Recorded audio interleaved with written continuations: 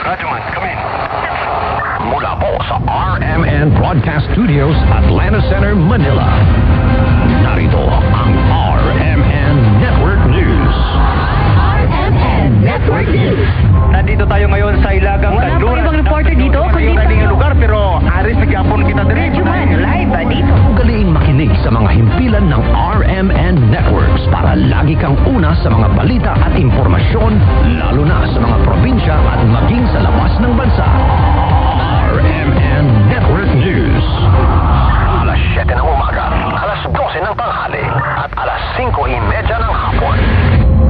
Huwag din kalimutang mag-follow, mag-subscribe at i-like ang mga social media accounts ng RMN News sa Facebook, YouTube, Twitter at TikTok para kompletos rikados ang inyong araw.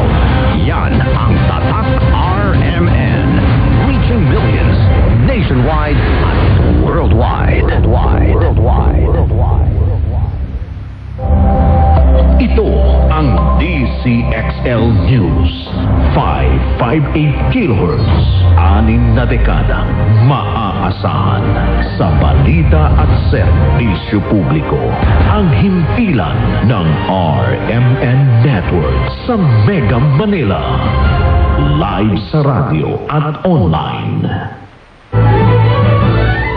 Ito ang RMN DCXL 558 sa Metro Manila. Nagsasahing papawid sa lakas na 40,000 watts at may pahintulot mula sa National Telecommunication Commission. Ang RMN DCXL 558 ay nasa Atlanta Center, Annapolis Street, Green Hills, San Juan, Metro Manila. At ang aming transmitter site ay nasa Barangay Taliptib, Bulacan, Bulacan. Ang aming pangkat teknikal ay pinangungunahan ni na Engineer Dominador Abogado, ECE License Number 006941, Valentin Villasica, License Number 95-1PNCR-12804, Resurrección Albesa, License Number 95-1PNCR-12902, Erwin Makatangay, License Number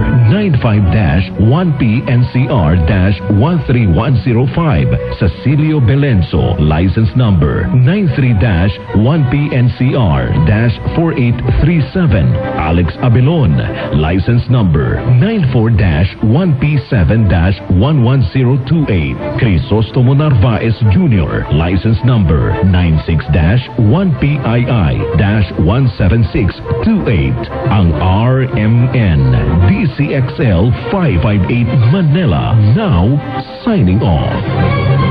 Mga kababayan, ang pambansang awit ng Pilipinas.